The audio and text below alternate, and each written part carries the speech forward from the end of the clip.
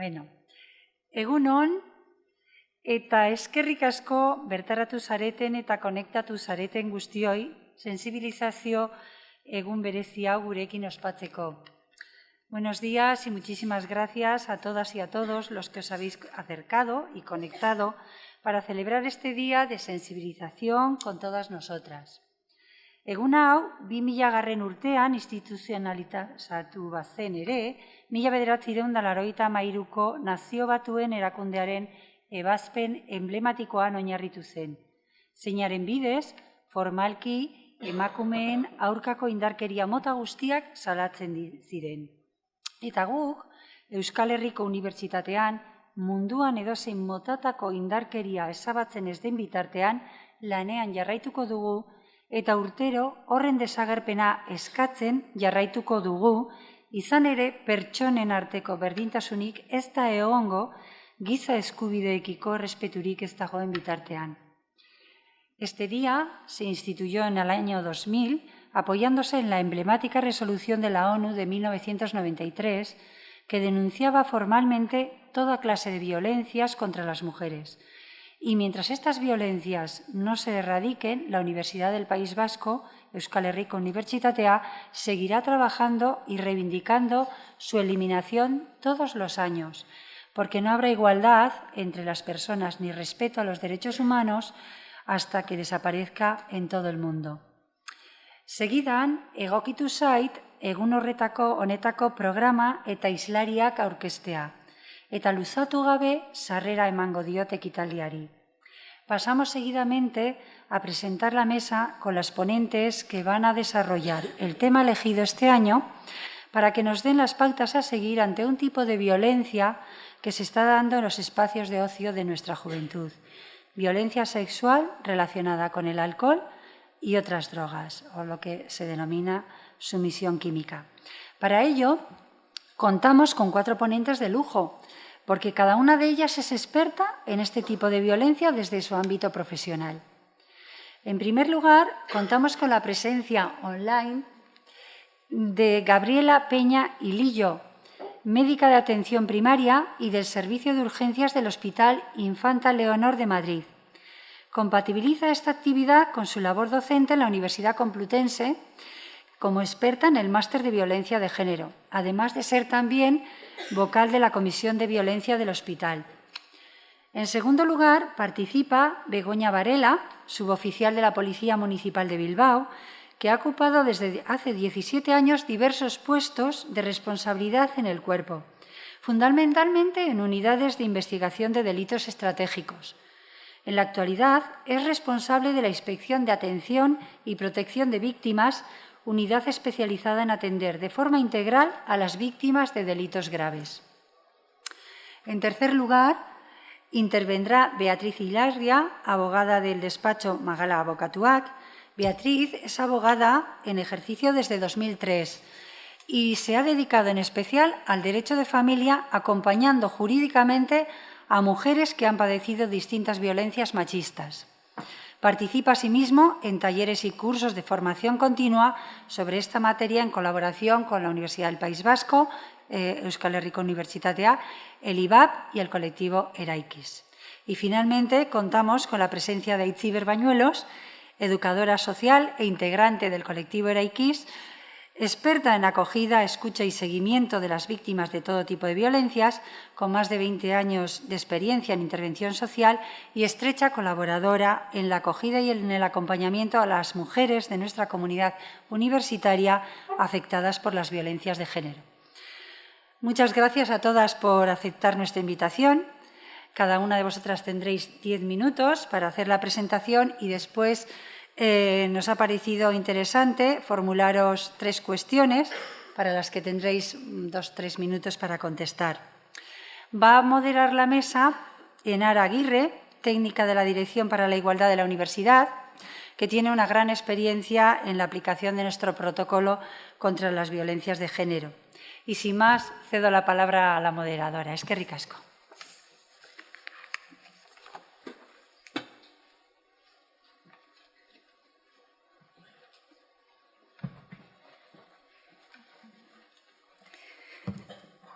Bueno, lehenik eta behin, egun on denoi, eta eskerrik asko gaur onatorri zareten guztioi, eta berdintasunerako zuzendariak esan duen bezala, orain bakoitzak, ponente bakoitzak izango du 10 minutu bere burua aurkezteko, eta, bueno, horrenkera esango litzateke, lehenengo Gabriel hasiko da, gero Begoña, Beatriz Ilardia eta gero Aitziber Bañuelos.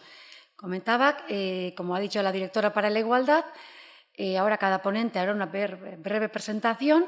Primero será Gabriela Peñailillo, de Servicio de Salud de Madrid, luego Begoña Varela, de la Policía de Bilbao, luego Beatriz Ilardia y este turno lo acabará Aitziber Bañuelos.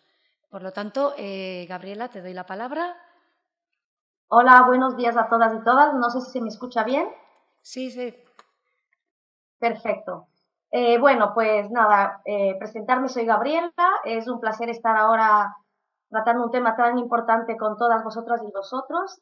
Trabajo en el Sistema Nacional de Salud desde hace más o menos casi 20 años. Y bueno, en el corto tiempo que tenemos, espero poder aclarar algunos conceptos, ¿no? Primero, hablando de la sumisión química. La sumisión química es un término relativamente nuevo para el sistema sanitario y que empezó unos años antes relacionada siempre con temas de hurto, ¿no? Empezamos a escuchar a la sumisión química relacionada con el ámbito sexual hace ya también algunos años en cuestiones aisladas como la burundanga, cosas muy llamativas para los medios de comunicación y un poco estrafalarias, ¿no? Con estas plantas que venían de América Latina. Sin embargo, no es sino hasta los años de 2016 al 19 cuando se da el terrible caso de la manada de San Fermines, en el que se nos pone de frente un problema de una gravedad importante en relación a la sumisión química, ¿no? No solo por el hecho en sí que sufre la víctima en esa situación, sino que gracias a poder ver esos WhatsApps de estos chicos nos dimos cuenta de que no es una cuestión aislada, de que no es una cuestión puntual, sino que se estaba generalizando, es una cuestión que ya había sucedido que ya lo habían hecho en otras ocasiones, y se nos plantea una situación no tanto de hechos aislados, de un tipo que esté loco o alterado o una situación puntual de una víctima, ¿no? Sino que es una forma de acceder a nuestros cuerpos novedosa, ¿no? Para los tiempos que llevamos. En relación a la violencia sexual, bueno, para terminar la sumisión química también nos enseñó, gracias a la manada, ¿no? Que existe una cuestión sistematizada de poder comprar, acceder a sustancias para luego, de forma escondida, meter en la comida o en la bebida de la víctima a la que quieren delinquir. Este es un tipo de sumisión química y es un tipo de sumisión química que es bastante impresionante, ¿no? Saber que hay alguien que con premeditación compra una sustancia para luego introducir de forma escondida a la mujer para poder agredirle sexualmente, ¿no? Pero quisiera que no se pierda el foco de otro tipo de sumisión química del que casi no se habla, del que más normalización le tenemos y es el que no se necesita que alguien compre la sustancia, sino que se aprovecha de una situación en la que ya se encuentra la víctima. Mujeres que voluntariamente salen a divertirse en sitios de ocio, a estar bebiendo o consumiendo las drogas que quieran y que en esas situaciones en las que se tiene una vulnerabilidad química haya personas que se aprovechen de esa vulnerabilidad para agredirlas sexualmente. Este segundo tipo de sumisión química, el de la vulnerabilidad, es más complejo porque genera más culpa y más responsabilidad a la víctima. Son pacientes que van a tardar más en acudir a pedir ayuda, porque digamos que en el imaginario, en nuestra educación, se nos ha inculcado que, bueno, pues si te emborrachas será tu responsabilidad, ya te hemos dicho que no hagas esto, bueno, pues nos genera una serie de culpas erróneas y de responsabilidades que al final van a retrasar más el tiempo de pedir ayuda. En este sentido, y una vez expuesto toda esta barbaridad de la manada de los Sanfermines, empezamos a trabajar con protocolos de detección, de actuación y un correcto manejo a este tipo de pacientes.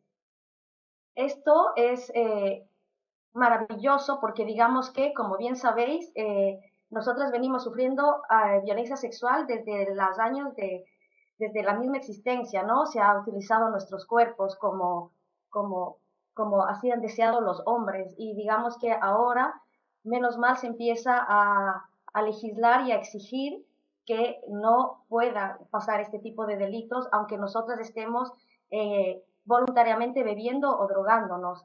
También ha permitido que el sistema sanitario cree protocolos de actuación en los cuales ya se atienda de una manera correcta a este tipo de mujeres. Ya no puede estar, digamos, no puede estar sometido a que un profesional o una profesional tenga la sensibilidad de actuar así adecuadamente con una paciente, sino que es una obligación de toda sanitaria y sanitario conocer las leyes, actuar mediante los protocolos, y eso es muy, muy bueno para las víctimas, ¿no? Los protocolos al final lo que hacen es eh, no tanto despersonalizar la atención a las víctimas, sino homogeneizar una adecuada manera de atención integral a estas víctimas. En los servicios de urgencias venimos atendiendo a pacientes, en general la tipología de pacientes que nos llegan al servicio de urgencias pueden darse en general de tres tipos, ¿no? Está la mujer que verbaliza directamente que cree que puede haber sido víctima de alguna violencia sexual en relación a sometimiento químico. Hay pacientes que te verbalizan que han sido víctimas de sumisión química y que aún no son conscientes de que también han sufrido una agresión sexual. Y hay las pacientes que vienen inconscientes, que son encontradas en la vía pública, que nos las trae el SAMU y que antes ni se nos pasaba por la cabeza, ni se pasaba por la cabeza en el sistema sanitario que podamos estar frente a una mujer que ha sido víctima de violencia sexual en el contexto de una sumisión química, ¿no? Se atribuía a patologías psiquiátricas, se atribuía a que mal beben, se ha pasado con las drogas, ¿no? Mientras que ahora se considera una mala praxis si es que a pacientes que llegan con bajo nivel de conciencia no se les indaga a posteriori sobre posibilidades de violencia de género, violencia sexual, sumisión química. Estos protocolos también nos están ayudando a recrear un poco, a modificar los servicios de urgencias, digamos, porque son víctimas con unas ciertas características que nos exigen una manera de actuar bastante peculiar. Y es que, aún en un servicio de urgencias con la demanda asistencial que ya conocéis que existe, tenemos que parar los tiempos cuando llega este tipo de pacientes, ¿vale?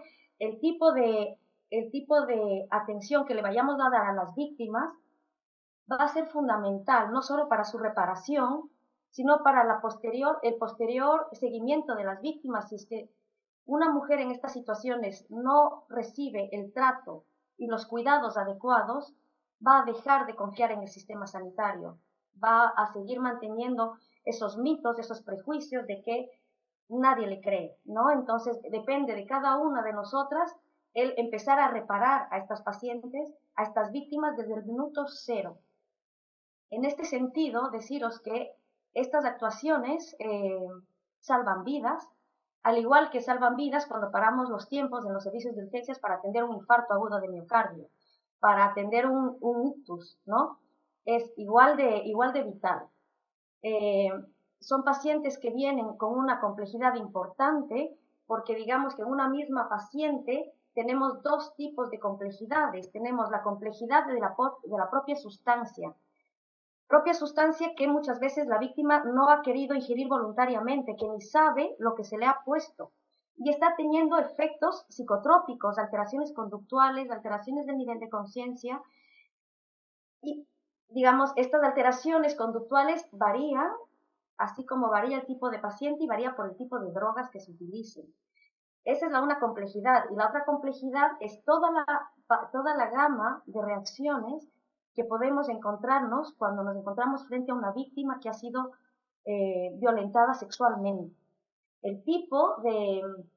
Esta gama de reacciones es igual de variable como somos las mujeres.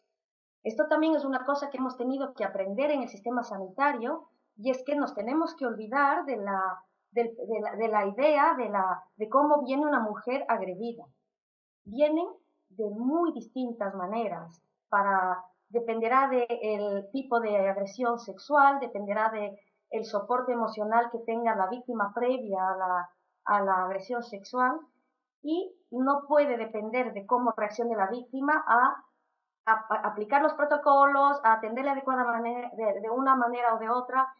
Básicamente es fundamental entender eso, saber eso, para creerles y empezar, como os digo, desde el minuto cero en que tenemos frente a nosotras una paciente víctima de agresión sexual y, peor aún, sometida químicamente. Desde el minuto cero estaremos empezando la reparación de esas víctimas o empezaremos la revictimización de esas víctimas. Es muy importante. Y bueno, eso es de momento lo que quería comentaros. Obviamente me gustaría que si tenéis preguntas, dudas, cualquier cosa que yo os pueda aclarar, será un placer. En relación a la sumisión química, la única cosa que quería que quede clara es que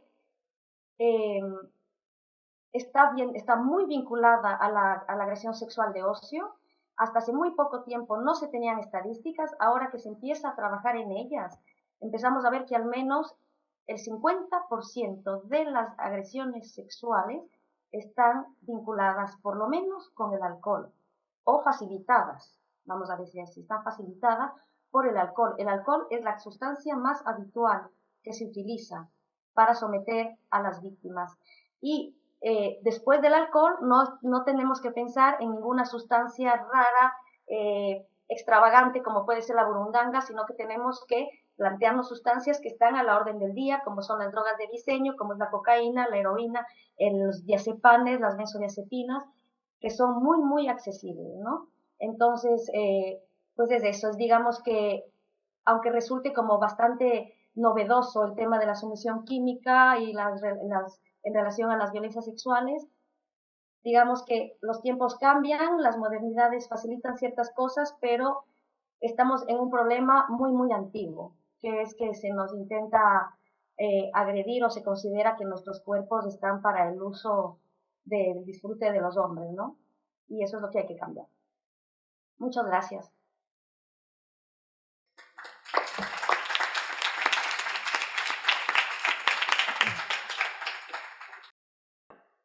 Lo primero que me gustaría es agradecer la invitación a este acto con motivo del 25N, Día Internacional para la Eliminación de la Violencia contra la Mujer.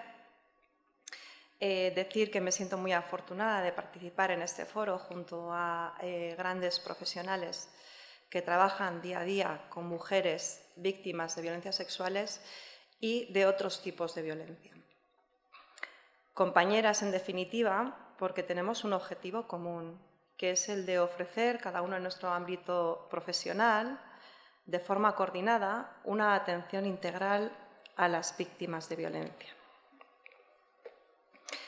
Somos compañeras en el acompañamiento. Ese concepto me gusta mucho, porque enlaza con el trabajo en red, con el trabajo con las personas, para que desde nuestra coordinación evitemos esa violencia institucional añadida a las personas que desgraciadamente ya han sufrido otras violencias, en este caso violencias sexuales. Los cuerpos policiales tenemos mucho que mejorar en este sentido. Aunque se ha avanzado mucho, en parte gracias a la Ley 4/1/2004 de medidas de protección integral contra la violencia de género, que actuó como precursora de cambios estructurales importantes en cuanto al tratamiento policial de algunas violencias, aunque la violencia sexual ha ido un poco a la cola en este sentido. Los modelos policiales han ido cambiando y adaptándose a esas actualizaciones legales y también a esos cambios sociales. Han ido pasando de ser modelos policiales en los que lo principal era la investigación del delito y a la víctima prácticamente se le daba un tratamiento como de testigo, de mera testigo de los hechos que había sufrido, a un cambio a modelos policiales donde la víctima tiene un papel protagonista, un modelo policial victimocéntrico, porque además las leyes así nos lo indican, así nos indican que debe ser. Esto es muy importante. Estos cambios legales, avances legales, diría yo, han sido muy importantes y son muy importantes en todas las instituciones. también, lógicamente, en las policiales. Bueno, la nueva Ley Orgánica 10/22 de Garantía Integral de la Libertad Sexual ya nos indica que dentro de los cuerpos policiales debe haber unidades especializadas con personal especializado que traten estas violencias con una formación específica, tanto en investigación de esos tipos delictivos como en victimología y, por supuesto, con perspectiva de género, formación específica en perspectiva de género dentro de los cuerpos policiales para el tratamiento de las violencias machistas. Bueno, recientemente en la formación de especialización que hemos recibido en la inspección, que hemos tenido la suerte de poder recibir en la inspección de la Policía Municipal de Bilbao de atención y protección a víctimas, de la cual soy responsable en la actualidad, hemos visto con reconocidas personas del mundo de la criminología y de la victimología, que al igual que comentaba la compañera Gabriela, las personas víctimas de violencias pueden iniciar su recuperación inmediatamente después de haber sufrido ese hecho traumático, dependiendo en gran medida de lo que les ocurre o cómo sean tratadas. Por lo tanto, las personas que intervengamos con ellas tendremos un grado de responsabilidad en su recuperación. Hay un hecho que me gustaría destacar, y es que policialmente, durante mucho tiempo, el ofrecimiento que se les hacía a las víctimas era el de denunciar los hechos. No siempre existía ese mensaje de denuncia, ¿no? De ese requerimiento. Casi parecía incluso que se les imponía como una responsabilidad añadida a personas que acababan de sufrir un hecho traumático.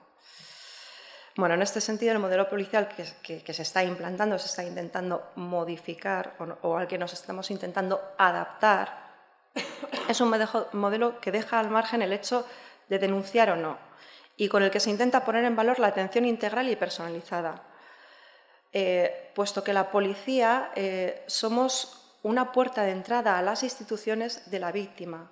En muchos casos somos la primera puerta de entrada a las instituciones de las víctimas de violencias. Esta atención integral consiste fundamentalmente, para que nos entendamos, porque todo el mundo hablamos de atención integral, ¿no? Y muchas veces no sabemos qué contiene esa atención integral. Bueno, pues para que se entienda, consiste fundamentalmente en que la víctima pueda tomar las decisiones de una manera informada. Es decir, que antes de la toma de decisiones, durante el proceso y después, sea asesorada presencialmente en sede policial por una trabajadora social cualificada y una letrada especializada en este tipo de violencias y gratuita, favoreciendo de esa manera un relato único de los hechos y evitando así, en la medida de lo posible, la repetición del relato. Por lo tanto, entendemos que su revictimización. Es muy importante que todas las víctimas de violencias sexuales, domésticas y de género, tengan el conocimiento de que tienen derecho a una asistencia letrada especializada y gratuita, sean cuales sean sus rentas.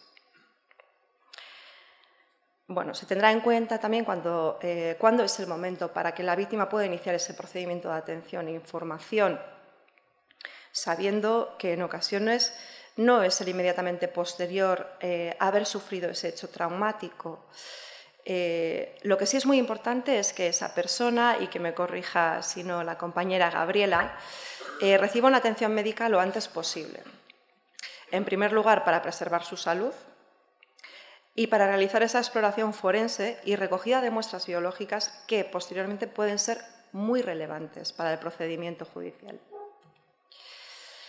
Es muy importante informar a la víctima que, tal y como recoge la Ley del Estatuto de la Víctima, tiene derecho a estar acompañada en todo momento por una persona de su elección, un familiar, una amiga, un amigo, quien ella desee. Es un derecho recogido en la ley. Que esa persona pueda acompañarla y ayudarla a recoger y procesar esa información que a ella, probablemente por lo vivido, le pueda resultar muy complicado. Incluso se recomienda en muchas ocasiones que esa persona acompañante de la víctima pueda tomar notas de lo que se le informa en ese procedimiento de atención y de esa manera esas decisiones puedan ser tomadas desde el análisis de su situación personal, de la situación personal de cada mujer. Cada una es diferente. Debe tener toda la información para poder hacer su propio análisis personal de su situación. Como decimos, asesorada, informada y acompañada en todo momento. Bueno, sus decisiones, y por supuesto, decir que sus decisiones deberán ser respetadas y nunca cuestionadas por las y los profesionales que las atendemos. Bueno, cuando una persona ha sido víctima de violencia sexual, es capaz de contar lo que le ha sucedido, probablemente va a ser muy difícil que pueda hacer un relato ordenado, por lo que intentaremos ayudarla desde los servicios policiales también, generando un clima de confianza en la atención en sede policial, buscando un espacio también adecuado para este tipo de entrevistas. En esa atención, los servicios policiales debiéramos poder garantizar, primero, una investigación policial profesional para la adecuada judicialización de los hechos y una atención adecuada a la víctima. Esta necesita fundamentalmente ser creída y no ser juzgada. No debemos juzgar, pero sí escuchar de una forma activa para poder reconstruir los hechos de la mejor manera posible y buscar las pruebas que tienen relación con el delito. Ese es el trabajo policial, no juzgar. En violencia sexual sufrida por suministración química, de drogas o de alcohol, en muchas ocasiones conseguir pruebas es muy difícil, como sabrán también las compañeras sanitarias y también la compañera que viene de abogada. Conseguir esas pruebas es muy difícil. En ocasiones, las únicas pruebas que se pueden aportar son las pruebas biológicas, muestras biológicas, el relato de los hechos de la víctima, o al menos las partes que puedan recordar, y las declaraciones de los testigos si es que los hubiera, que en la mayoría de los casos no los hay, porque los agresores se cuidan muy mucho de que no los haya. Debemos tener en cuenta esto también. Por este motivo, precisamente, la investigación policial es muy importante, tanto como la entrevista con la víctima, en la que será necesario crear un clima en el que se sienta tranquila, en confianza, un clima de apoyo y de ayuda, de comprensión, donde poder realizar una escucha activa y de esa manera conseguir ese relato de la forma más concreta y completa posible. Por último, me gustaría hacer una crítica constructiva, y es que el atestado policial de origen en muchas ocasiones condiciona todo el procedimiento judicial, por lo que los jueces no pueden juzgar correctamente. Si desde los servicios policiales, desde la atención policial, la investigación policial, no hacemos un trabajo exhaustivo y profesional, a los jueces no se les facilitan los elementos para poder hacer correctamente su trabajo, teniendo en cuenta que el correcto enjuiciamiento de los hechos también tiene que ver, o tiene mucho que ver, con la recuperación de las víctimas. Muchas gracias.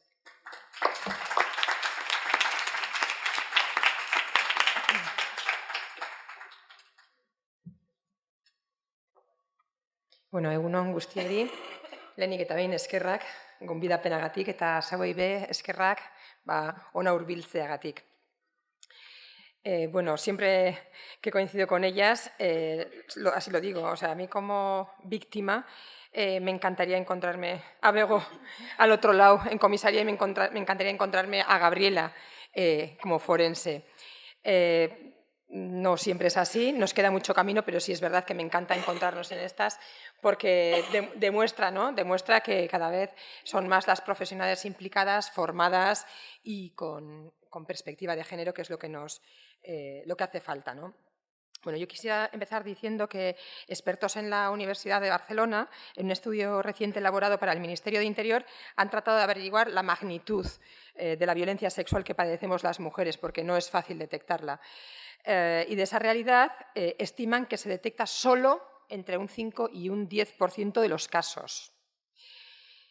Además, estudios europeos lo que hacen es reducir esa cifra a un 2,17%. Es decir, los casos que salen a la luz son la punta del iceberg de lo que ocurre en nuestra sociedad y a nuestro alrededor. El Instituto Nacional de Toxicología y Ciencias Forenses constató en el año 2020 2.054 agresiones. Y la estimación de este instituto lo que dice es que aproximadamente el 50% de las agresiones son cometidas mediante sumisión química, tal y como lo decía Gabriela.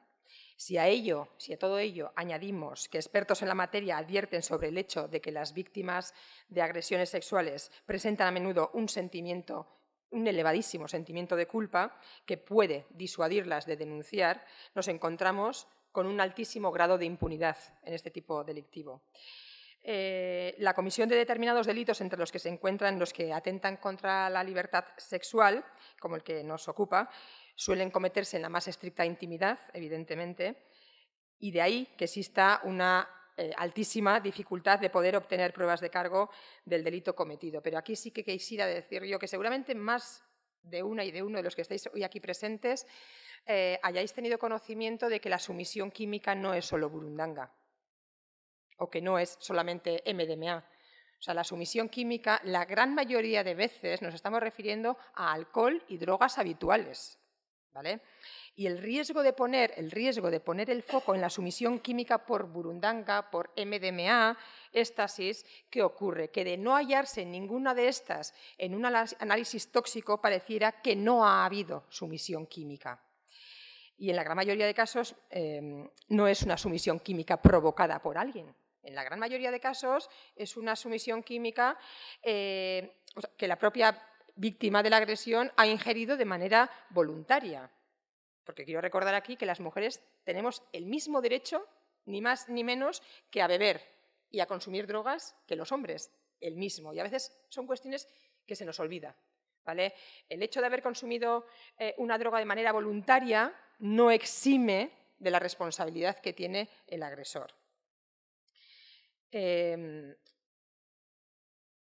Las mujeres vivimos con miedo a ser agredidas sexualmente por un desconocido. Eso es lo que nos inculcan desde que somos adolescentes, que empezamos a salir de casa, ¿no?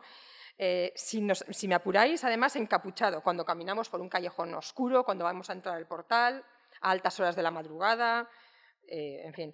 Este miedo que hemos naturalizado las mujeres y el recuerdo que todas guardamos del cuento, siempre pongo el mismo ejemplo, pero del cuento de Caperucita Roja, ¿no? Relacionado con el peligro de desobedecer los consejos de caminar por espacios que no debiéramos, que no sean seguros, que no sean luminosos, es un miedo que se ha transmitido de generación en generación a las mujeres, de que el espacio público no es el nuestro. Pues aquí llega la sorpresa, porque vivimos permanentemente con ese miedo a ese desconocido a altas horas de la madrugada en un callejón oscuro y resulta que lo cierto es que no es así como se perpetran las violaciones. No es así. Eso es 1 de cada 10.000 casos, ¿vale? Según todos los estudios e investigaciones, la mayoría de las agresiones sexuales a mujeres, más del 80%, las cometen personas que tenían previamente algún tipo de vinculación o relación con la víctima. Recientemente también un estudio de docentes e investigadoras de 4 universidades públicas del Estado constatan que más del 60% de esas agresiones se producen en el domicilio. Segunda sorpresa.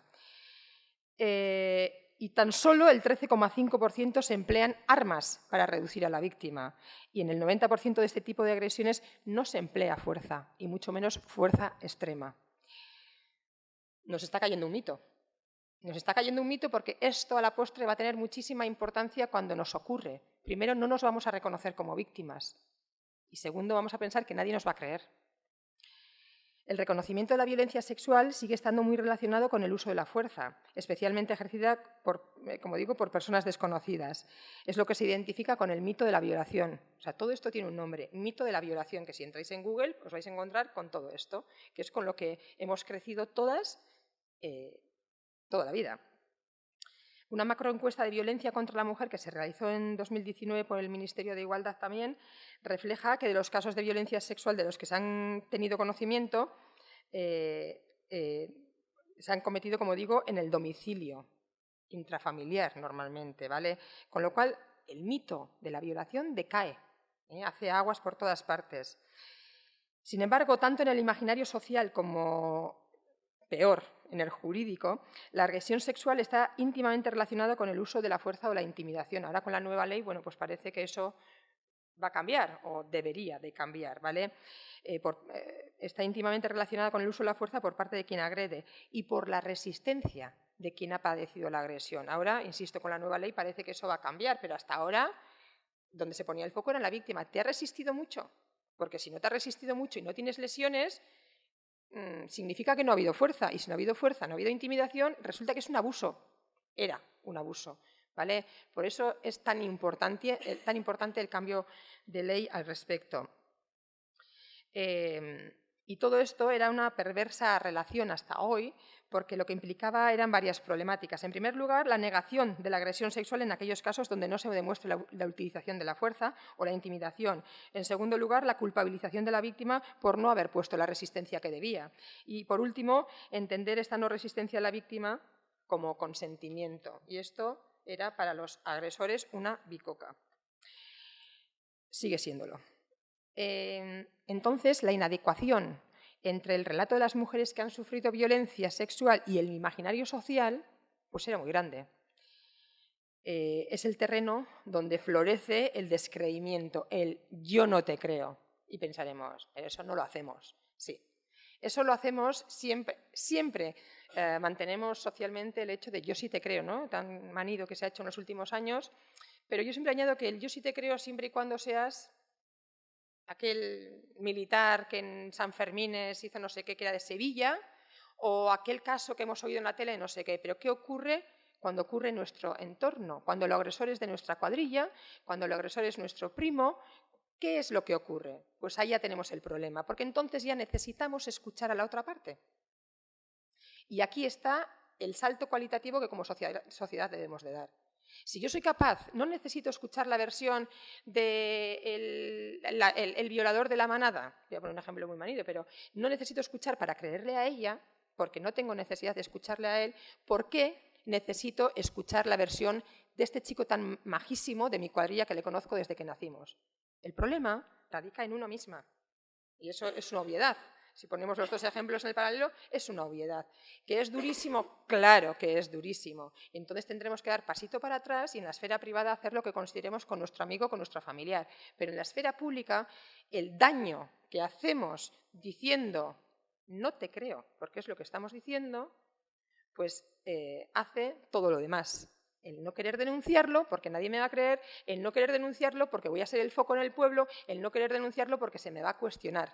Por eso hablamos de un espacio de impunidad abismal. Como digo, la experiencia nos dice que parte de la cuadrilla, por poner ejemplos muy básicos, pues no va a creerla, porque se van a posicionar muchos con él y muchos con ella.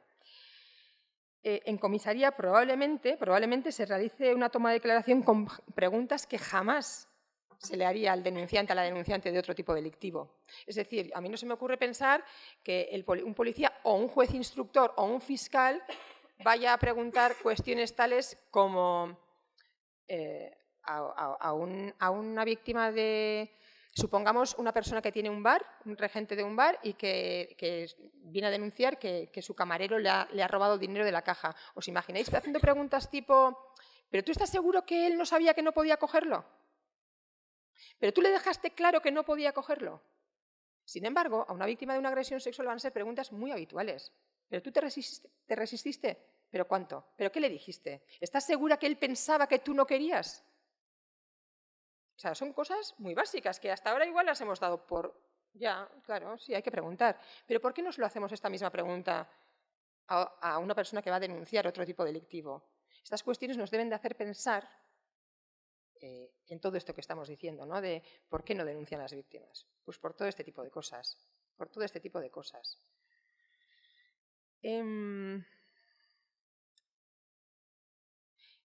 Este imaginario social lo que hace es, en torno a las agresiones sexuales, trae consigo que las víctimas se encuentren en la de adaptarse a los discursos que quieren encorsetar su experiencia y modificar su relato para que se adapte a este imaginario social. Es lo que podemos denominar el relato único de la violencia sexual. Es decir, si yo he sido violada, yo ya sé que así, si yo me he ido con este chico y todo el mundo me ha visto, pero resulta que en un momento dado he dicho, esto no quiero, así no quiero, ¿quién me va a creer? Entonces, o me tendré que... O me lo callo y no lo denuncio, o tendré que intentar ser esa víctima de agresión sexual que todo el mundo entiende como tal, ¿vale? Y de aquí la conclusión que sacamos es de que la experiencia de cada mujer agredida es única y todo vale. Y es lo que debemos de cambiar. Debemos de cambiar ese constructo social en el que nos hace pensar que el violador y la agresión solo ocurre cuando es el encapuchado, cuando utiliza fuerza, cuando me deja marcas. Porque la primera que no se va a sentir o que le va a costar asimilar el papel de mujer violada es la propia víctima, si no encaja en esa víctima que llevamos construyéndola siglos, ¿vale? Entonces, la distancia entre lo que se define social y jurídicamente como violencia sexual y las experiencias sufridas por las mujeres evidencian el grado de imposición que se establece para que las víctimas encajen en ese relato previamente establecido. Y esto también hace y provoca que muchas mujeres no se identifiquen o no identifiquen como violencias aquellas experiencias que no coinciden con este relato único, lo cual lo que hace es beneficiar al propio sistema patriarcal que invisibiliza la violencia, alentando la idea de que se trata de casos aislados. El hecho de que solo denuncien el 10% de las víctimas o el 5% no significa que solo existan ese 5% de víctimas o ese 10% de víctimas. Existen muchísimas más. No podemos hablar de, bueno, sí, en nuestra sociedad existen violaciones, pues fíjate, el de la manada, el de aquella violación grupal de no sé qué, ese padre que ha salido ahora que a su hija... Casos aislados. Estos no son casos aislados. Esta es la sociedad en la que vivimos. Y estamos no voy a ser dramática, pero en esta sala hay mujeres violadas. Y hay muy pocos hombres y no sé si habrá algún agresor, pero en esta sala hay mujeres violadas. Y esto hablando de adultas. En el caso de las niñas y niños, tenemos ahí Save the Children que dice que 1 de cada 4 niñas, que esto es terrible, 1 de cada 4 niñas va a ser agredida sexualmente y 1 de cada 7 niños. Ahora quiero que hagáis una reflexión de cuántas niñas y cuántos niños conocemos, es decir, cuántas niñas y cuántos niños conocemos que son agredidos sexualmente y cuántos agresores tenemos alrededor, muy cerca. ¿Vale? Son reflexiones que yo considero que no son nada amarillistas, son reales y son muy necesarias. Son muy necesarias a la hora de concebir todo lo que nos cuentan, ¿vale? Y lo que no nos cuentan. Creo que de tiempo ando súper mal. Y ya, bueno, quiero decir que en este contexto, si bien el sistema penal vigente parte del derecho fundamental a la presunción de inocencia, porque es una parte que me parece muy importante, lo cierto es que la doctrina del Tribunal Constitucional y del Tribunal Supremo lo que manifiesta es que la declaración de la víctima en principio no está todo perdido, no hay pruebas, cuidado, no está todo perdido. Lo que dicen esta doctrina es que la declaración de la víctima, solo la declaración de la víctima podría suponer o podría servir para desvirtuar este principio de presunción de inocencia de la que todo el mundo goza, ¿no? Bueno, tiene que cumplir ciertos requisitos esta declaración, tiene que ser que el testimonio de la denunciante tenga una credibilidad subjetiva, es decir, pues que hay que valorar más allá de lo que dice, pues cómo se dice, ¿no? Si es lógica, si es coherente, se va a tener en cuenta la relación existente previamente entre víctima y agresor, si hay motivos espurios entre ambos, ¿vale? Si había rencillas entre ambos, si habría algún motivo por el que ella vaya a denunciar a él sin que haya ocurrido lo que está denunciando, ¿vale? Bueno, la credibilidad subjetiva. También se va a valorar la credibilidad objetiva o la verosimilitud del testimonio, ¿no? Pues existe que sea una declaración lógica, sin contradicciones manifiestas, y la tercera parte es que este testimonio que persista en la incriminación, ¿vale? Que desde el principio hasta el final ella mantenga pues, una versión muy similar, que mantenga la denuncia, tiene que ser persistente en el tiempo y no tiene que tener grandes cambios. ¿Vale? Con esto, con estas 3 características, podría ser que la única prueba de la declaración de la víctima sirviera para condenarlo. Podría. ¿Qué es lo que ocurre y con esto voy a terminar porque creo que estoy a tope del tiempo, qué es lo que ocurre en el caso de la sumisión química? pues que la víctima, si ya de por sí una víctima de agresión sexual es imperfecta, como he dicho, pues ya la de sumisión química es mega imperfecta. ¿Por qué? Pues porque va a tener trazos de recuerdos, no va a recordar todo con claridad, va a recordar tipo flashes, es lo que suele ocurrir, tipo flashes de momentos concretos, en los que además se va a ver a sí misma no oponiendo resistencia, o incluso abriendo la puerta de su casa. O, claro, imaginaros con todo esto ir ante un juez y decir, ya, pero yo no quería. ¿Vale? Entonces, todo esto que hemos dicho, que las características que tiene que tener la declaración de una víctima para que sirva, pues en el caso de la sumisión química es tela marinera, porque de credibilidad, o sea, de persistencia en la incriminación, pues igual no mucha, porque al principio iba a decir una cosa y luego en la posterior declaración igual se acuerda de más cosas. Y además le van a decir, ¿pero cómo pasó? Pues es que no lo recuerdo, que es muy habitual. Todo esto se va a convertir en una prueba perversa. ¿Por qué perversa? Porque frente a esta declaración de la víctima, lo que vamos a tener es la perfecta declaración del agresor o del presunto agresor. ¿Por qué? Porque desde el principio jamás muy rara vez va a negar la relación sexual, va a decir sí, hubo relación sexual y ocurrió así y así y así, y ella me abrió la puerta y encima fuimos a su casa y tal y cual, pero ella quería, hubo consentimiento y va a tener una declaración perfecta todo el rato, porque va a tenerla perfecta y va a mantener todo el rato lo mismo, que sí que hubo relación sexual, de ahí que los vestigios de ADN que puedan obtenerse del hospital, pues no corroboran la agresión sexual, corroboran una relación sexual solamente, y él se va a centrar en el consentimiento, en que sí hubo consentimiento. ¿Vale? Con lo cual, con esto vemos que lo que la doctrina del Tribunal Constitucional y del Supremo nos viene a decir, que la declaración sola de la víctima, que podría ser la única prueba que exista en este tipo delictivo, pues igual tampoco va a servir, porque ni va a ser coherente muchas veces, ni vamos a recordar todo, lo vamos a recordar a trompicones, y frente a esto vamos a tener la declaración perfecta e impoluta del supuesto agresor. Así que con esto tenemos el plantel servido. Y yo quiero terminar simplemente con una sola palabra. Decir, creámoslas, aunque esté denunciando a nuestro amigo, al chico de nuestra cuadrilla encantador, a nuestro primo. En la esfera privada echaremos un pasito para atrás y haremos lo que tengamos que hacer, pero en la esfera pública no juzguemos, no cuestionemos, porque es terrible. Eskerrik asko.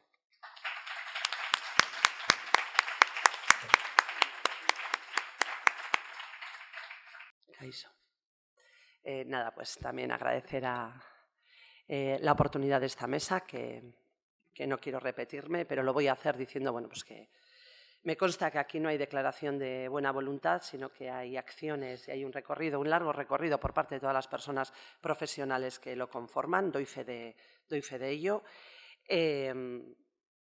Y terminaba Bea diciendo, creámoslas.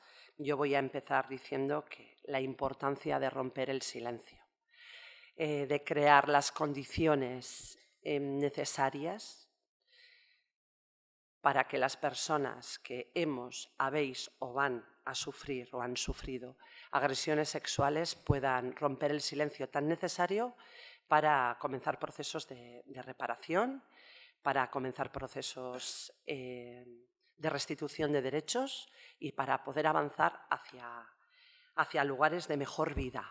¿Sí? Cuando las mujeres sufrimos agresiones machistas, en concreto agresiones sexuales, como ha dicho Gabriela, se para la vida, se produce un parón en la vida.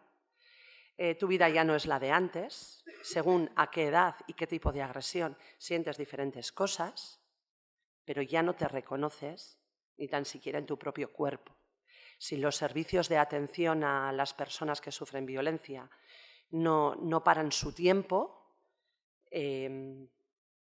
no van a poder atender a la complejidad de todo lo que le está pasando a esa mujer por el cuerpo. Y cuando hablo de cuerpo, hablo de mente, hablo de emoción, hablo de sexualidad. Todo nos pasa y lo hacemos con el cuerpo. Cuando atendemos a las violencias y cuando atendemos a las personas, atendemos esto, personas, no atendemos casos. ¿Esto qué significa? Que tenemos que poner a la persona en el centro, que los procedimientos y los protocolos en sanidad, en justicia, en cualquier administración e institución, tendrían que estar a favor y formar parte del equipo de las personas y no de la propia institución, ¿no? Lo importante no es el procedimiento, es que favorezca, ¿no?, el bienestar de las personas, en este caso de las personas que han sido victimizadas, sin olvidarnos del resto tampoco. El acompañamiento, se habla aquí, se ha hablado también de perspectiva de género, lo cual comparto absolutamente, para mí no es suficiente, tiene que tener perspectiva feminista y tiene que tener enfoque interseccional, ¿sí? ¿Esto qué significa también? Bueno, pues que tienen que ser las violencias sexuales y la violencia mediada o facilitada por drogas y alcohol no se produce en el vacío, se produce en un contexto sociopolítico y cultural muy determinado, ¿sí?, en el que las mujeres estamos desde muy pequeñas, todas vamos a sufrir violencia sexual estructural y simbólica, desde la hipersexualización y la cosificación de nuestros cuerpos y la utilización de nuestra sexualidad. Y solo algunas, con un poco de suerte, sufren pocas agresiones sexuales directas, ¿sí? Por lo tanto, hace falta este marco de interpretación para poder, sobre todo, ir a la raíz del problema y para poder acompañar, ¿no?, tanto hombres, mujeres como otras expresiones e identidades de género. Vamos a estar mediatizadas por la socialización de género y no vamos a dar el mismo significado a lo que ocurre, a lo que hacemos y a lo que nos hacen. ¿Y por qué esto es importante? Porque además, en el caso de las violencias sexuales, pero en concreto en el de las agresiones sexuales mediadas por alcohol y drogas, teniendo en cuenta y recogiendo lo que han dicho mis compañeras, que la más habitual va a ser la vulnerabilidad química, yo salgo de fiesta, me emborracho, tomo algún tipo de droga, me encuentro vulnerable a que alguien pueda hacer conmigo, ¿sí? En este caso, tenemos que tener muy en cuenta que la persona que agrede, y con esto nos estamos encontrando en los acompañamientos, la persona que agrede muchas veces tampoco es consciente que está haciendo algo malo. Fijaros lo que estoy diciendo. Yo cuando perpetro una violación con premeditación y alevosía, una agresión, cualquier tipo de acto disruptivo, ¿sí?, con premeditación y alevosía, bueno, puedo tener más o menos conciencia de que lo que hago está mal, ¿sí?, y encima es delito. Pero cuando a mí, desde la socialización de género, lo que se me está es validando y normalizando, bueno, que en ciertas ocasiones me voy a aprovechar, me lío con la marfea, espero al último momento en el que todo el mundo está un poco borrachito para liarme porque de otra manera quizás no lo hiciera, o es que me ha dicho que sí hasta ahora, ¿qué problema hay? Si yo estoy normalizando esto, lo voy a perpetrar con total normalidad. Y cuando a mí luego me llega la denuncia, ¿sí?, caigo, me estalla, como el emoticono, ¿no? Me estalla la cabeza. ¿Qué me ha pasado? ¿Qué pasa? ¿Por qué me está pasando? Qué injusto, ¿no? Qué injusto. Por lo tanto, esto no se da en el vacío, se da en una sociedad en la cual todavía se nos educa desde la diferencia, desde el privilegio a una forma de ser, según los genitales con los que nazcas, ya, ¿no?, a la supeditación, según también, ¿no?, quién seas o cómo seas categorizada. Y esto lleva unos aprendizajes y luego unos significados, y yo cuando, ¿sí?, vivo la vida y la doy significado, me encuentro con que me pasan cosas y las normalizo, hago cosas y también las normalizo, ¿vale? Nosotras desde el acompañamiento también vamos a tener en cuenta esto. Por eso tiene que tener perspectiva de género, pero no solamente perspectiva de género, sino también interseccional. No a todas las personas nos pasa lo mismo. No a todas las mujeres nos atraviesan las mismas violencias. Y hay mujeres que por diversidad funcional, que por diversidad sexual, que por etnia o por origen y por otras características de nuestras identidades, se van a ver agravadas y complejizadas esas situaciones de agresión que vivimos todas, ¿vale? Entonces, en el acompañamiento también, tanto en el acompañamiento desde el ámbito sanitario, en el acompañamiento desde el ámbito policial, como desde el ámbito jurídico, como en el socioeducativo o psicosocial, tenemos que tener en cuenta cada una de las realidades complejas que conforman, ¿no?, la identidad o las identidades de las mujeres, que se nos acercan ¿no? Que tenemos el privilegio de que se nos acerquen para contarnos lo que les ha ocurrido. Y de aquí aprender todo lo que podamos. ¿Y cómo aprendemos? Escuchando. Es importante saber cómo se cuenta cada persona y cada mujer dentro de su diversidad, cómo se cuenta lo que le ha pasado para poderle prestar los apoyos que esa persona en concreto con su realidad compleja necesita. ¿Vale? Dentro de mi rol, ¿sí? desde persona educadora, que me dedico sobre todo al acompañamiento de personas y de comunidades, hay algo aquí que ha dicho Bego que es muy importante, ¿no? Ella lo ha llamado compañeras en el acompañamiento, como yo no lo diría como un sinónimo, sino que esta frase supera lo que se llama trabajo en red y trabajo en colaboración. ¿Sí?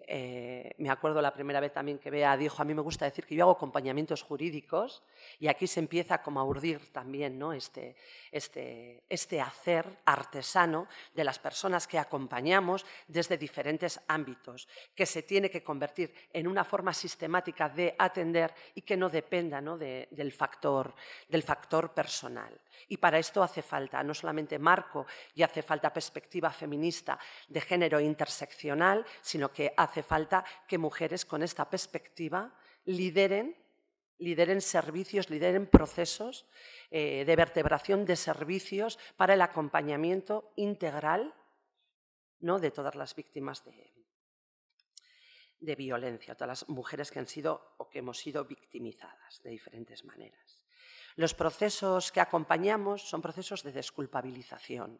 Si las mujeres, por la socialización de género, como hemos hablado aquí de la cultura de la violación también, desde lo que nos han enseñado, que nos tenemos que proteger y defender nosotras porque somos responsables de lo que nos ocurra, ¿no? Se nos culpa en una situación de agresión sexual mediada por drogas y alcohol, cuando juntamos género, drogas, alcohol y sexo, ¿sí? Se produce como una amalgama muy estigmatizada y culpabilizada en sociedad, porque las mujeres podemos, hasta cierto punto, consumir, podemos practicar sexo, vivir nuestra sexualidad, que es un concepto más amplio, pero no de cualquier manera, ¿vale? No podemos perder los papeles. Tenemos que hacer, pero no demasiado, ¿sí? Y ese hacer tiene que ser también sabiendo estar, ¿no? Uno de nuestros grandes valores es saber estar en todas las situaciones, ¿no? Entonces, nosotros acompañamos proceso de desculpabilización, ¿vale? Explicando y dando significado, como lo estoy haciendo yo ahora, como lo han hecho también mis compañeras, a esto que nos ha pasado. No es un problema individual que se da en la intimidad, es un problema social que nos ocurre a muchas mujeres en espacios de intimidad o públicos, ¿sí? Pero en todo caso son problemas políticos. Y por último, para no alargarme, porque me parece interesante también el turno de preguntas, y no sería más que repetir ya cosas que han comentado todas mis compañeras, volver a rescatar algo que he comentado, ¿no? O que he empezado a comentar, y es, hace falta prevención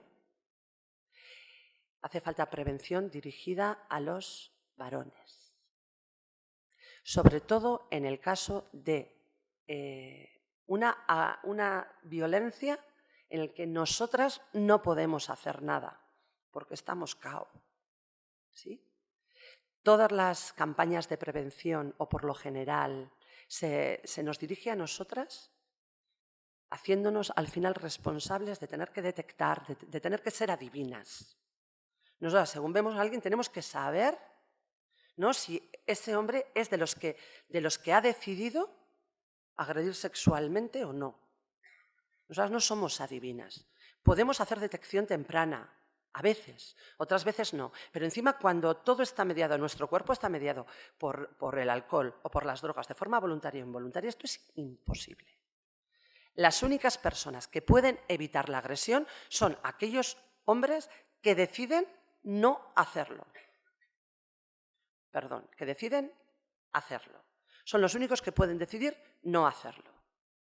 Desde aquí también interpelar a quien favorece, ¿no?, o puede promover o tiene medios para la prevención, interpelar también a los hombres y a los varones. Porque nosotras tenemos que hablar, pero vosotros también tenéis una labor súper importante, no solamente no decidiendo no agredir, claro, principalmente también hablando con vuestros entornos, de otros hombres, de otros chicos, porque a nosotras se nos escucha, pero a vosotros se os escucha más en algunos casos, ¿no? Y disuadiendo de hacer esto. O señalando, no, si esto a las 5 de la mañana a ti te parece normal, no lo es. No lo es. Cuando hay alcohol y drogas, el sexo hay que ponerlo en cuestión, ¿vale? Hay que ponerlo en cuestión y asegurarnos mucho que lo que estamos haciendo es querido, consensuado, voluntario, deseado por las personas involucradas, dos o las que haya, ¿sí? Siempre, en todo momento, de principio a fin. ¿Vale? Y nada, aquí termina mi intervención y abrimos ya. ¿Sí?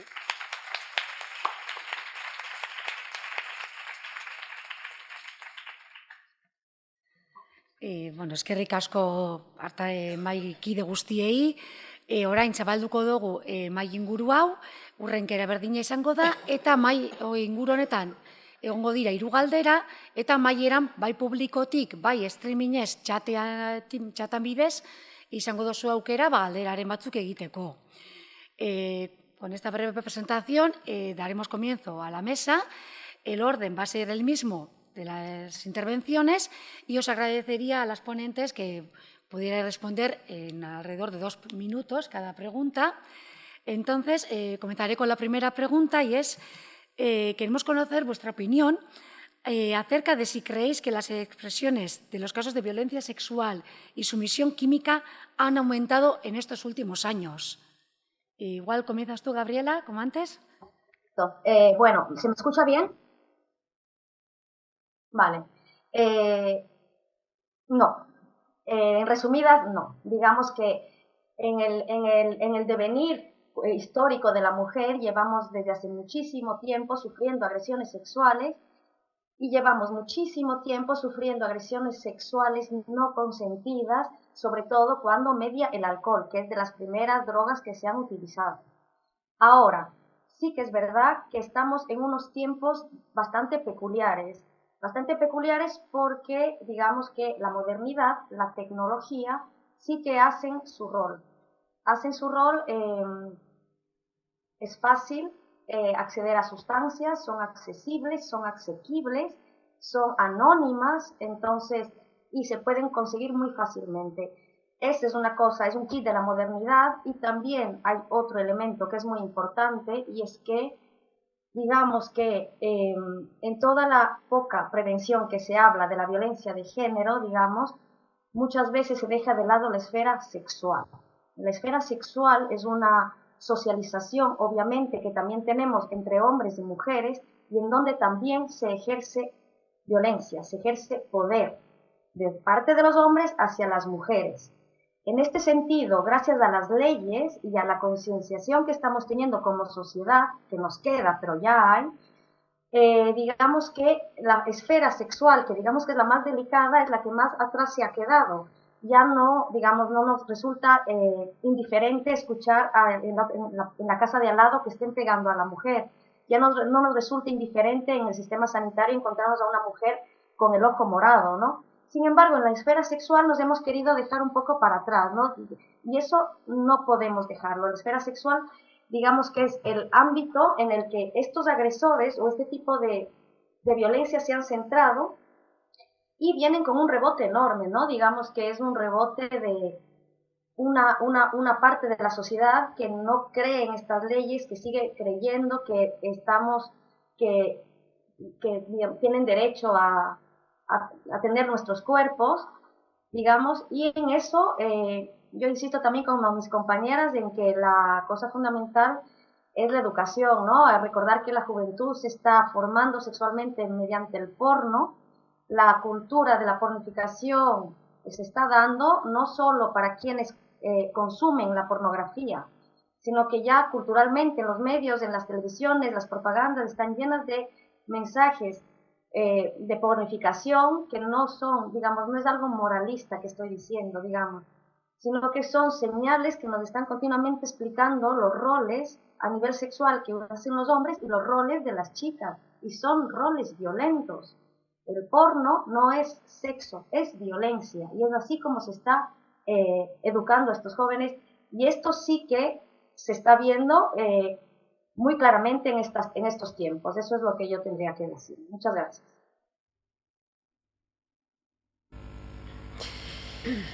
Sí, bueno, yo en respuesta a la pregunta no dispongo de datos estadísticos concretos, pero por el trabajo realizado diariamente diría que sí puede haber un incremento de estas violencias sexuales.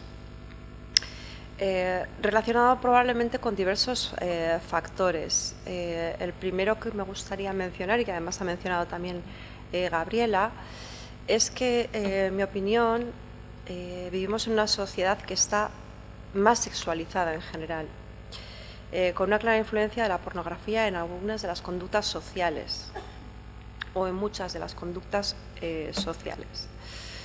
En segundo lugar, me gustaría decir también que que las mujeres tenemos más información y por lo tanto nos callamos menos, compartimos más, con más libertad con las personas de nuestro entorno las cosas que nos suceden en general, también las violencias sexuales que sufrimos porque cada vez las reconocemos más.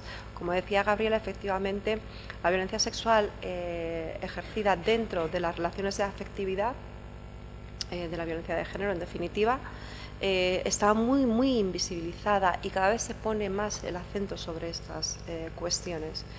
Es decir, no es solamente una mujer víctima de violencia de género, víctima de diversos delitos como puedan ser lesiones, coacciones, amenazas, sino que también se empieza a tener en cuenta que también son víctimas de violencias sexuales, de delitos sexuales que además son muy graves, la mayoría tienen penas muy graves. Entonces se empieza a visibilizar, las mujeres lo estamos cada vez identificando más, incluso esas nuevas violencias sexuales que están incluidas en la nueva ley de garantía integral, en la que se habla de ese acoso callejero, ¿no?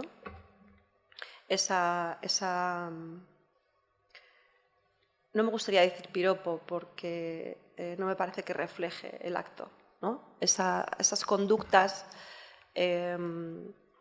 coercitivas de las personas en las que se atenta contra su dignidad vienen ya recogidas en esta ley y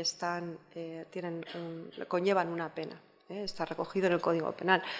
Que vengan en la ley conlleva que las identifiquemos como actos punibles, y esto es muy importante. Esto es muy importante, que lo saquemos de la normalidad social, que llamemos a las cosas por su nombre.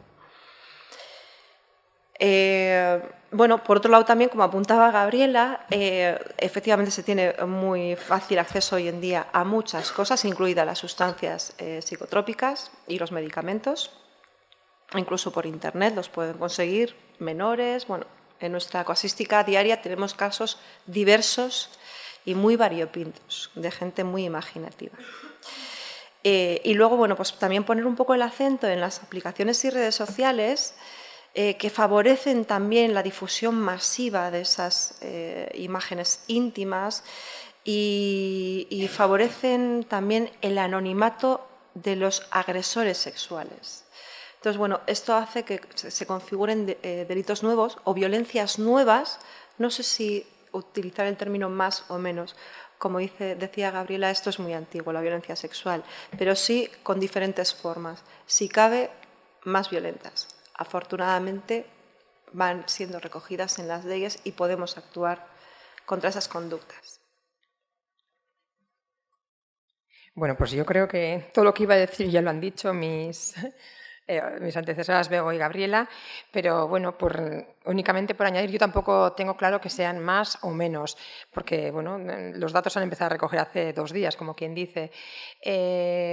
Yo sí creo que han cambiado las formas, que es lo que venía a decir Bego, han cambiado las formas. Hasta hace nada, yo creo que casi ninguna mujer se sentía violada cuando dentro del matrimonio decía, va, yo le dejo hacer y venga, que acabe cuanto antes. Hola, eso es una violación. ¿Cuántas mujeres se sentirían violadas? Pues que eso no. Creo que intrafamiliarmente las violaciones, no sé si sean más o menos, creo que siempre han sido muchas y muy ocultas. Y en lo que venimos a ver de agresiones sexuales cometidas en la calle, no por desconocidos, por conocidos, creo que siempre han estado ahí, pero creo que este es el castigo que pagamos las mujeres por ocupar el espacio público. Siempre, cada vez que ha habido un avance en igualdad, me da igual legislativa o social, el machismo siempre se ha recolocado a los nuevos tiempos, porque si no, no podría sobrevivir. Y como se recoloca, pues en este caso también las mujeres que hacemos parrandas, que salimos, que bebemos, que nos drogamos, que vamos a las 5 de la mañana, qué osadía, solas por la calle, pues de alguna manera este es el castigo, lo que nos ocurre por drogarnos y por no saber lo que hacemos. Y por eso nos sentimos tan culpables cuando nos ocurre y nos sentimos que en parte nos lo merecemos y en parte que, bueno, algo he tenido que ver yo, no lo voy a denunciar.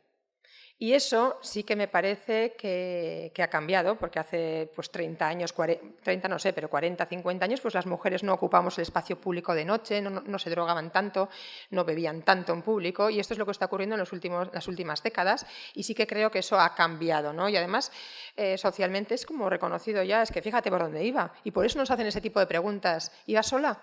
¿Habías bebido? ¿Habías consumido drogas? ¿Qué tiene que ver eso con que me hayan violado? ¿Qué tiene que ver eso?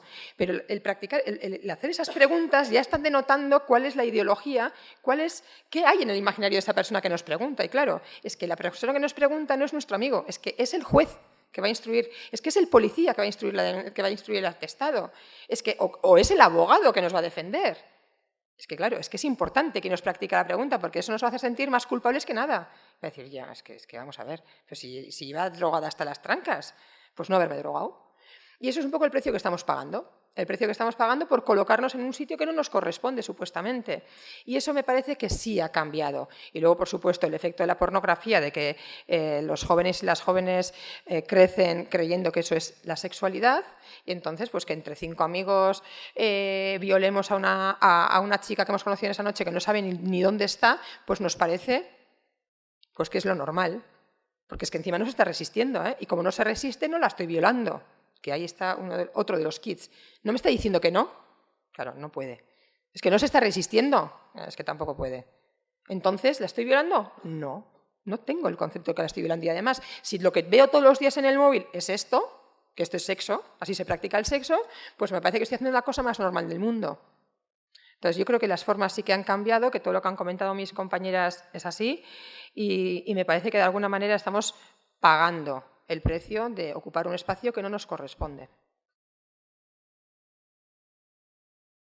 Bueno, pues por puntualizar alguna cosa ya de las que habéis dicho, si no hay más, que yo tengo mis dudas porque si hay nuevos escenarios, hay nuevas formas de violencia y estamos identificando las que ya había hasta ahora, bueno, pues es difícil, ¿no?, que no haya más, pero realmente, como antes no se recogían datos, pues tampoco tenemos una comparativa, ¿no? Ni tan siquiera en violencia de género en la pareja, o es pareja y o no convivencia. Lo que desde luego no parece es que hay menos, por esto mismo que acabo de decir, ¿no? Entonces, y yo sí lanzo esa preocupación, ¿no?, y que tiene que empezar a ser ya ocupación en serio. Si en el aquí y en el ahora, conocimiento situado, estamos en el lugar en el que estamos, con una legislación que en su momento fue pionera, con una nueva legislación contra las violencias sexuales, con un montón de planes de igualdad, con un montón de acciones bueno, que institucionalmente se está vertebrando, se está nutriendo todo ese entramado, ¿no?, para poder combatir las violencias, que es lo que está pasando, para que no disminuya y para que nos estemos alarmando sobre lo que está pasando en edades muy tempranas, y no sabiendo que el consumo de pornografía efectivamente es una media de 11 años bajando hasta los 8, ¿no? Hay quien pensamos que no se está hincando el diente a lo que es la violencia simbólica, que tiene que ver efectivamente con la pornografía, ¿no? Pero no solamente con la pornografía, tiene que ver también con el capitalismo y cómo se favorece el consumo, ¿no? Y el consumo de cuerpos y el consumo de sexualidades, etcétera.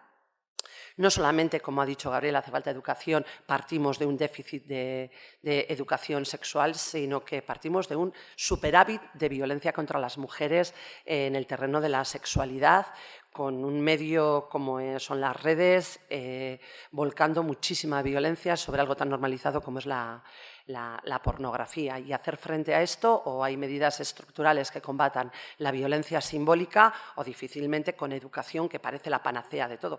Yo suelo decir, educación, aquí y ahora, educación hay muchísima. Pero ahora mismo ser una persona formada con tus carreras, con tu educación en ciudadanía, no solamente desde lo académico, con tus másteres, ni te exime de ser víctima, lo sabemos, ni te exime de agredir. Con lo cual no vale cualquier educación tampoco. Y también hay que combatir la otra cara, ¿no? La otra cara, que no solamente es atender la violencia directa, ahí ya no vamos a prevenir, ahí vamos a minimizar, a intentar restaurar. O sea, hay que hacer a nivel estructural y a nivel simbólico. Todo aquello que nos representa o nos omite a las mujeres, de qué manera nos está representando y cómo se nos inocula, ¿no?, a todas las personas desde bien chiquitinas y chiquitinis, ¿no? Sí, entonces, bueno, si no hay más, menos, no lo sé tampoco. A mí no me encaja, ¿no? Carentes de estudios, efectivamente, longitudinales, que nos digan lo que había hace no sé cuántos años, ¿no? Y bueno, vamos a la segunda pregunta. Esta casuística de la violencia sexual relacionada con el alcohol y las drogas, ¿qué dificultades añadidas tiene en comparación con otras tipologías de violencias sexuales? Buenas. A ver, tiene unas características bastante peculiares. Por un lado, tenemos que las relacionadas a drogas, entre ellas el alcohol, están vinculadas al ocio. Digamos que de toda la casuística de violencia sexual, como ha dicho Bego, la principal no es la que viene con sumisión química y en lugares de ocio, sino que la gran mayoría de agresiones sexuales se dan en las casas, en ámbitos íntimos. Sin embargo, cuando hablamos específicamente de la violencia sexual relacionada a las drogas, nos encontramos con varias dificultades. La primera de ellas son los tiempos, ¿vale? Los tiempos que para nosotras, para el sistema sanitario, digamos, es de una determinada importancia la celeridad, no solo para la adecuada atención clínica de esa paciente que corre peligro con unas sustancias que afectan al sistema nervioso central, sino para la toma de muestras que luego puedan ayudarle en su proceso judicial. Y esto va en contrapartida a los tiempos de la víctima, que suelen ser mucho más largos que cualquier agresión. Por justamente lo que hemos comentado antes, que estamos bajo los efectos de sustancias que van a hacer que nuestros recuerdos sean entrecortados, que en mitad del recuerdo de una agresión sexual aparezca un dinosaurio por los efectos de las drogas. Eso hace que tarde el que no combatamos la errónea culpa y la errónea responsabilidad de la víctima. Hace que se demore en pedir ayuda porque primero quieres volver a crear la escena. ¿Qué pasó? Vuelves a hablar con las amigas, esperas a ver si recuerdas algo más. Todo eso son tiempos. Y son muchas veces tiempos en los que la víctima está sola. Entonces, eso es una de las dificultades. Otra dificultad que tenemos en el sistema sanitario con este tipo de casuística son las características de las pacientes. Como os he comentado, estamos por un lado con mujeres con víctimas que muchas veces están todavía bajo los efectos de sustancias que voluntariamente o que ni siquiera saben que han consumido, con la angustia que genera eso. Estamos frente a mujeres que acaban de sufrir una violencia sexual con toda la amalgama de reacciones posibles. Entonces son dos cosas que se concluyen en una sola paciente. Además, otra dificultad que tenemos es la adecuada detección, ¿vale? Si nosotros no sabemos, si en un sistema sanitario, en una urgencia hospitalaria, no se conoce lo que es la sumisión química, no se conoce que existe la violencia sexual relacionada con la sumisión química, si viene una mujer con alteraciones conductuales, con bajo nivel de conciencia, con agitación, lo que se cree es que pues está en un brote psicótico, que le ha sentado mal las drogas. Entonces tenemos que tenerlo en cuenta para poder pensar en ello y que no se nos pase desapercibido. Y por otro lado, la otra dificultad que se nos viene, como os decía, es bueno, que siempre todas las cosas que sucedan en la esfera sexual van a generar más demora al momento de pedir ayuda. Son cosas que nos cuestan más en el momento de hablar, son más dificultosas, ¿no? Todo eso abarca una cierta dificultad. Muchas gracias. Bueno, la principal o la primera dificultad añadida, y voy a intentar no reiterarme porque todas estamos un poco andando en lo mismo, es que influye a nivel de seguridad también y de autocuidado, influye en la anulación total o parcial de la capacidad de reacción o defensiva, incidiendo en una mayor vulnerabilidad de la víctima. La cual pierde en ocasiones por completo su capacidad de autoprotección. Es decir, es una dificultad añadida para una víctima que sufre este tipo de violencias. Anula su capacidad de reacción, sino totalmente sí, desde luego la disminuye mucho. Dificulta muchísimo por esa imposibilidad que comentaba Bea también en su exposición, de construir un relato sostenido, la obtención de la prueba en cuanto a lo que le ha ocurrido a esa persona. Y por otro lado, hay una influencia directa, desde luego no soy psicóloga y no pretendo ejercer de ello aquí, pero sí que por nuestro trabajo diario sí detectamos que las mujeres que son víctimas de este tipo de violencias, hay una influencia directa en su recuperación psicológica, porque la víctima no consigue terminar de construir el relato de todo lo sucedido en su cabeza y eso también dificulta su propia recuperación psicológica y genera en ella unos sentimientos de culpa añadida que probablemente le surgirán en el proceso. Bueno, yo creo que está todo dicho, así que no me voy a añadir casi nada, únicamente decir que efectivamente es muy importante. Sí que suele ocurrir que una persona, una mujer cuando ha sido agredida, pues si ha sido bajo los efectos de la sumisión química, pues obviamente hasta le va a costar más incluso reconocerse como tal, porque ella, lo que insisto, lo que he comentado en la exposición, ¿no? que va a ver, en esos flashes va a ver cómo ella accedía, cómo ella abría la puerta, cómo ella incluso participaba, ¿no? Se va a ver a sí misma así en numerosas ocasiones, entonces le va a costar asimilar qué es lo que ha ocurrido, incluso le va a costar ubicarse en que ha sido víctima de una agresión, ¿no? Yo recuerdo un caso, bueno, además que lo compartí con Bego, bueno, pues que esta persona al de unos días llamó a su ginecóloga para decirle hola, mira, es que estoy sangrando, yo tengo un DIU puesto, no puedo sangrar y tal, ¿no? Y de alguna manera yo creo que quería corroborar que algo había pasado, porque esta ginecóloga le dijo, bueno, pues eso significará que no has estado suficientemente lubricada en alguna relación sexual. Y esto, claro, también le encendió otra alarma de lo que los flashes que ella tenía, que había vivenciado. Bueno, pues todo esto hizo que hasta que se encontró con una psicóloga de 10 días y habló con ella y cuando le contó lo que había ocurrido, esta psicóloga le dijo, querida, tengo que darte una mala noticia, has sido violada. Y es cuando ella, pum, despierta, es cuando va al servicio de urgencias, pero claro, ya 15 días después, incluso puso la denuncia pues, por otra serie de cuestiones de que iba con su propia curación, ¿no? O sanación, a sabiendas de que era muy improbable que este señor fuera castigado de ninguna manera, ¿no? Entre otras porque ella tardó 15 días en ir al servicio de urgencias para que le detectaran cualquier posible sustancia, a lo que se añadía la situación de que ella había consumido voluntariamente otro tipo de sustancias. Con lo cual, bueno, pues teníamos un plantel muy difícil, pero sí es verdad que el hecho de retrasar esa ida a un servicio de urgencias, pues bueno, pues conlleva después problemas de prueba. Pero nosotros, algo que no he dicho en mi exposición, sí que es importante que los protocolos forenses sanitarios cambiasen también, junto con otros protocolos, ¿no?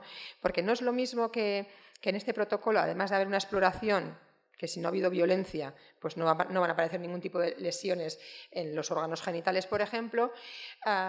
Si no ha habido burundanga, pues aparecerá que ha habido alcohol, pero eso no denota también si ha habido consentimiento o no.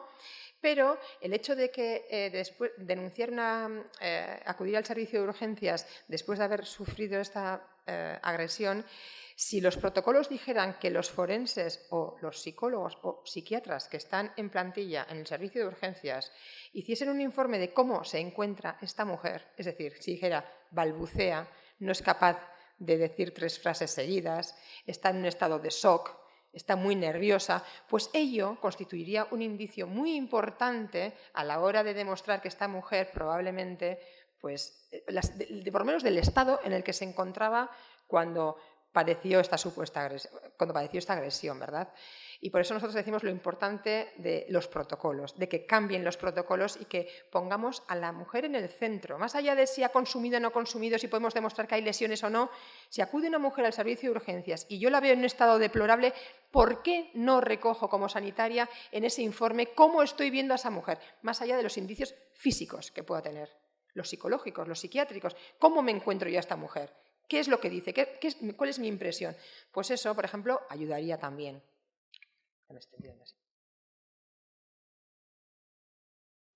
Bueno, yo por recalcar que para mí el gran obstáculo, aparte de centrarnos en ellas y de las consecuencias que tiene pues en sí el consumo, ¿no?, de alcohol, de drogas, sea voluntario o sea obligado, yo creo que hay una gran dificultad que es social, ¿no?, que ya lo hemos hablado, y es el creer que hay víctimas ideales que solamente acceden al cuerpo de las mujeres, de algunas mujeres, que según las circunstancias está más o menos, bueno, es más o menos grave, que podemos o no consumir alcohol. Yo creo que el mayor obstáculo es la falta de conciencia muchas veces sobre realmente la equidad que tiene que existir entre todas las personas, hombres, mujeres y otras personas no normativas, y que los derechos son los mismos y que la responsabilidad de la agresión solo la tiene la persona que agrede en cualquier tipo de violencia.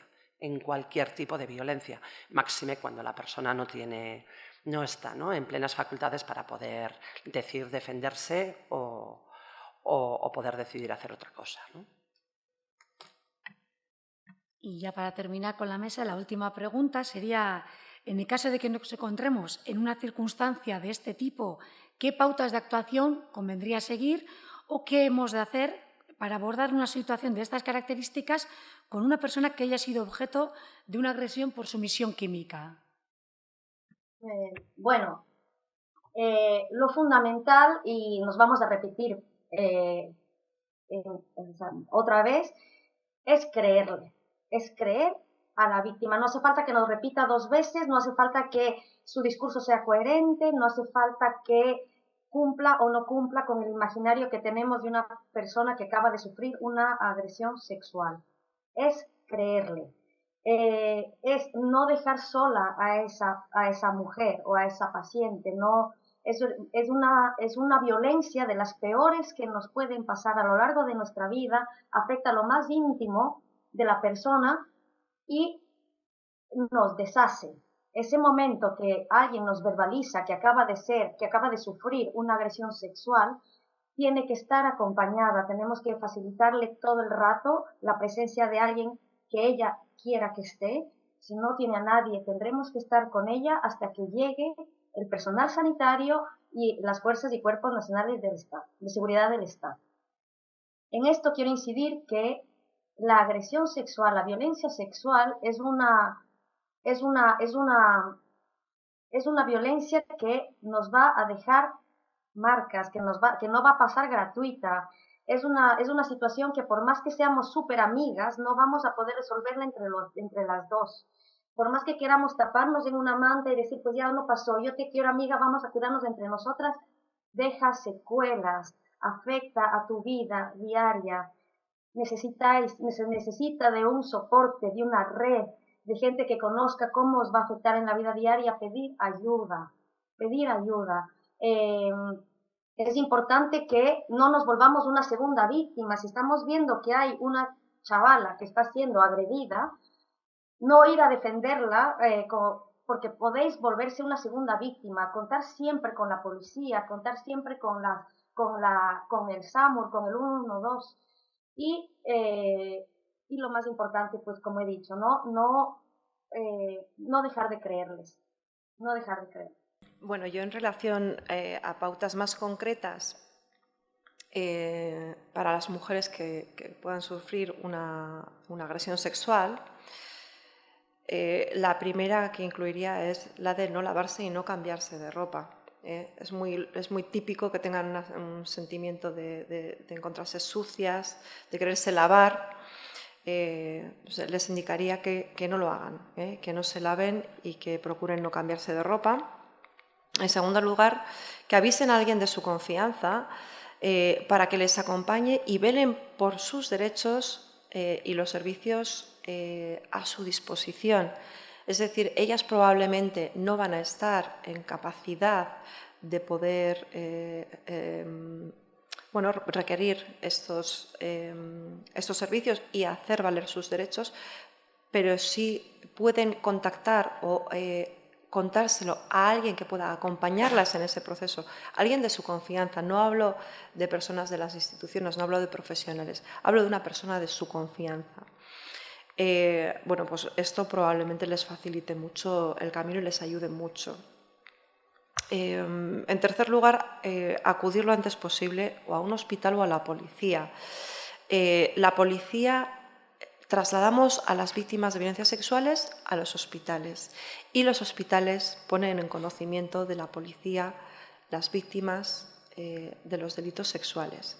Entonces, en este sentido, habría que analizar cuál es la prioridad del caso, pero en principio tanto la puerta de entrada sanitaria como la policial sería correcta, dependiendo de cuál sea la casuística concreta.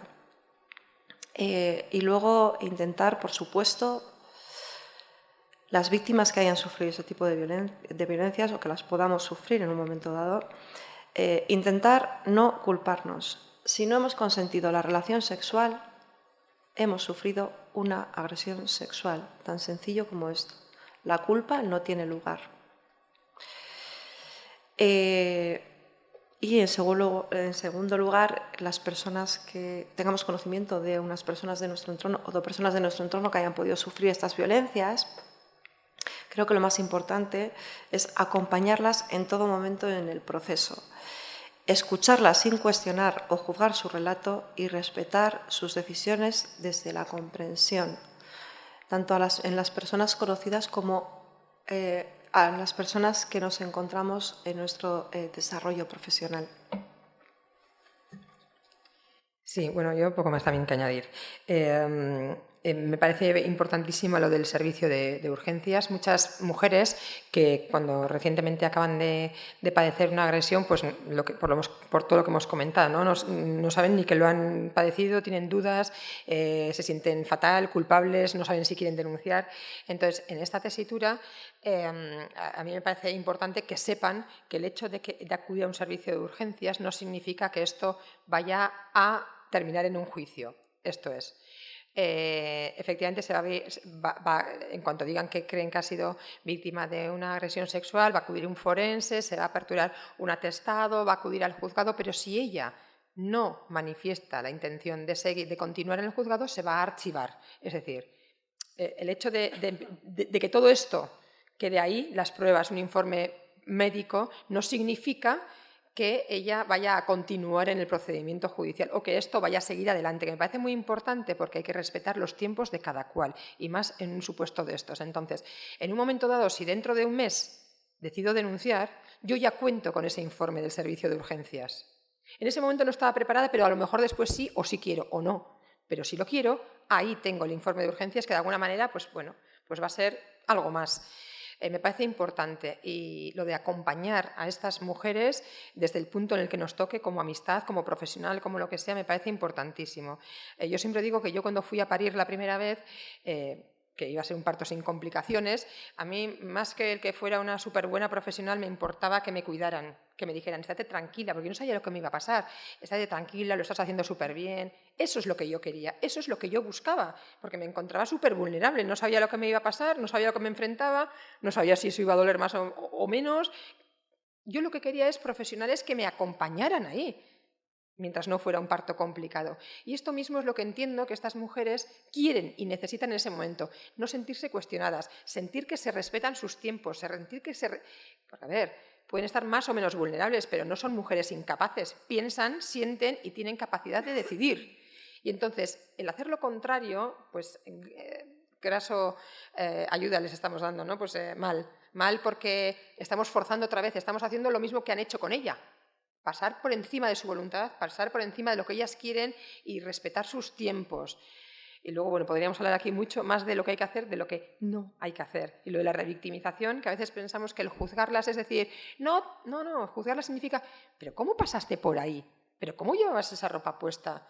¿Pero cómo fuiste capaz de meterte no sé cuántas rayas? Todo eso, que lo hacemos sin querer, significa que las estamos juzgando de alguna manera. Ellas se van a sentir juzgadas.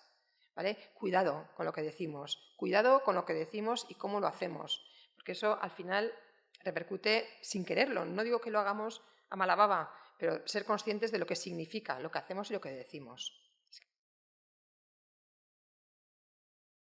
Bueno, y yo lo que diría, lo que es a las mujeres, que no se lo queden, que no lo guarden.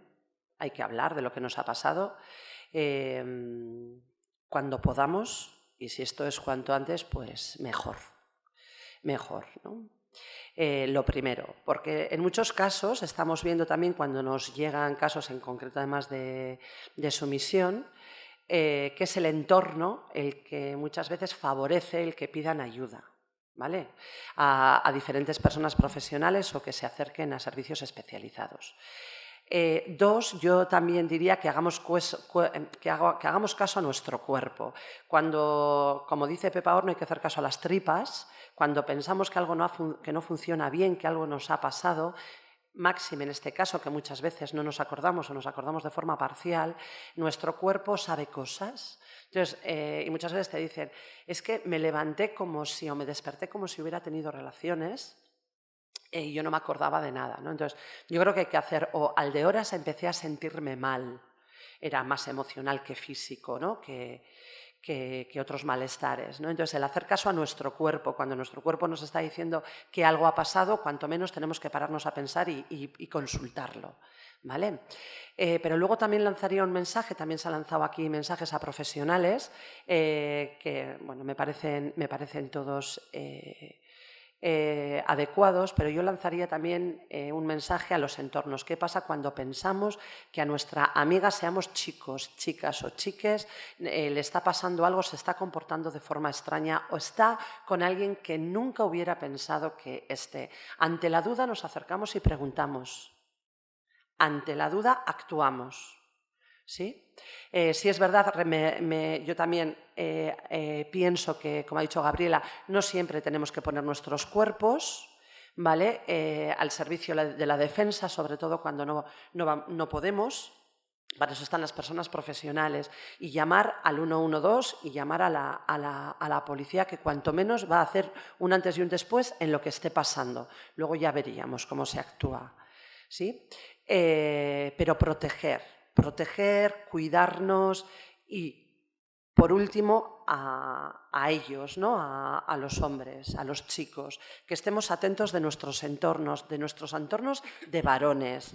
Este tipo de agresiones no solamente se da en el entorno de fiesta de 18 a 25 años. Esto es la franja de edad donde más se está detectando. Pero yo suelo decir, yo el primer caso de sumisión química lo conocí en un matrimonio con 6 hijos. ¿Vale? En el que ella le droga a su pareja y sufre una agresión sexual. Entonces, no, hay otros perfiles, hay otras mujeres, más que perfiles de población, quiero decir, ¿vale? Cualquiera de nosotras podemos sufrir en un momento determinado vulnerabilidad porque estemos tomando medicación por X o porque estemos en una circunstancia vital que nos lleve al consumo. en el que somos susceptibles de que se aprovechen de nuestra situación. ¿Vale? Entonces, a ellos que estén pendientes, que estén también alerta de apoyar a sus amigas, pero también de decir a sus amigos que no hagan lo que están pensando o lo que desde la normalización están verbalizando. ¡Buah, a las 5 de la mañana! O yo con esta me lío cuando. ¿No? Entonces, decir, no, que esto no está bien, esto no lo hagas, esto mejor no hacerlo, porque marca un antes y un después en la vida de la persona a la que ha agredido, pero también en la vida de él. ¿Vale? Hay un antes y un después en la persona que agrede.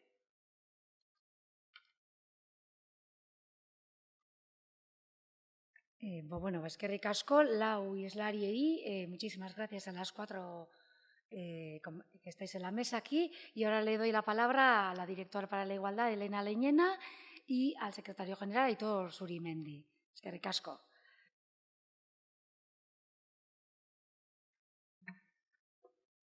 Berdintasunerako zuzendari Andrea, letren fakultateko dekano Andrea, islari Andreak, jaun Andreok, lehenik eta behin eskerrik asko gurekin egoteagatik. En el mundo, 1 de cada 3 mujeres ha sufrido abusos. En el Estado, el número de mujeres víctimas de violencia de género en 2021 fueron 30.141, aumentando un 3,2% respecto al año anterior. A nivel de Euskadi, en el último año, las denuncias por violencia de género han crecido un 20,4%. Los casos de sumisión química detectados y denunciados parecen también incrementarse. Anular premeditadamente la voluntad de la mujer para que no pueda oponerse expresamente a los deseos del hombre agresor y controlador, o bien aprovecharse de la situación de una mujer que ha bebido o se ha drogado, se ha convertido en una práctica que se está extendiendo muy peligrosamente. Ante ello, todas y todos debemos trabajar para que todas y todos tengamos claro que solo sí es sí y que anular la voluntad de la mujer para que no pueda decir no o aprovecharse de su situación en la que resulta imposible negarse es una agresión en sí mismo. La jornada de hoy ha servido para entender más esta problemática y para diseñar los instrumentos de lucha adecuados contra estas prácticas. Gracias por todo ello a las ponentes, a Gabriela Peña y Lillo, a Begoña Varela, a Beatriz Illardia y a Itziber Bañuelos. Beraz, sobera arrazoi daude, emakumearen aurkako indarkeria ezabatzeko nazioarteko eguna ospatzeko. Badaude arrazoiak egunero gogorarazteko guztion artean helburu hori lortu behar dugula. Eta jakina, Euskal Herriko Unibertsitatean ildo horretan lan egiten dugu, bereziki berdintasunarako zuzendaritzatik. Horretarako, tresna garrantzitsuenetako bat, genero indarkeriaren aurkako protokoloa da. Gobernu Kontseiluak 2018an onartua. Protokolo honen helburua da, unibertsitatean giro segurua mantentzea eta sustatzea Euskal Herriko Unibertsitatea osatzen duten pertsona guztientzat genero indarkeriatik at. Euskal Herriko Unibertsitateak ez du genero indarkerien inolako adierazpenik onartuko, eta bere esku dauden neurri guztiak hartuko ditu jarrera eta portaera horiei aurre egiteko eta horiek behingoz desagerrarazteko. Euskal Herriko Unibertsitatea osatzen duten pertsona guztien erantzukizuna da konpromiso hau beteko dela ziurtatzea. Egoera errepika ez dadin saiatuko gara eta jakina gertaeraren inguruabarren eta baldintzen arabera zigortuko da. Baina protokoloaren helburua ez da soilik zigortzea, baizik eta batez ere genero indarkeriako egoerak bizi dituzten pertsonei laguntza ematea. Prozedura osoan haiekin egotea eta portaera horiek beren bizitzetan utz ditzaketen ondorioak gainditzera animatzea. Helburua da horrelako egoera batetik pasatzen bazarete, bakarrik edo ulertu gabe ez sentitzea. Zuekin gaude eta zuek bezala sufritzen dugu. Ez dugu nahi zuek gehiago sufritzea guztia bakardadean pasatuz. Zuekin egon nahi dugu. Os garantizo que tanto Elena Liñena, la directora para la igualdad, como Enara Aguirre, Igone Martínez y Aitziber Bañuelos os apoyarán y acompañarán. Me consta que ante los casos en los que se debe aplicar el protocolo, actúan con sensibilidad, cariño, comprensión y también con celeridad, para intentar que no aumenten las consecuencias psicológicas de estos casos. Y también contaréis con todo el apoyo de las decanas y decanos, directoras y directores y del personal de Administración y Servicios, cuya colaboración en los casos en los que se aplica este protocolo es ejemplar y digna de agradecer. Eskerrik asko guztiei egindako lanagatik eta eskerrik asko ekitaldi honetara etortzeagatik.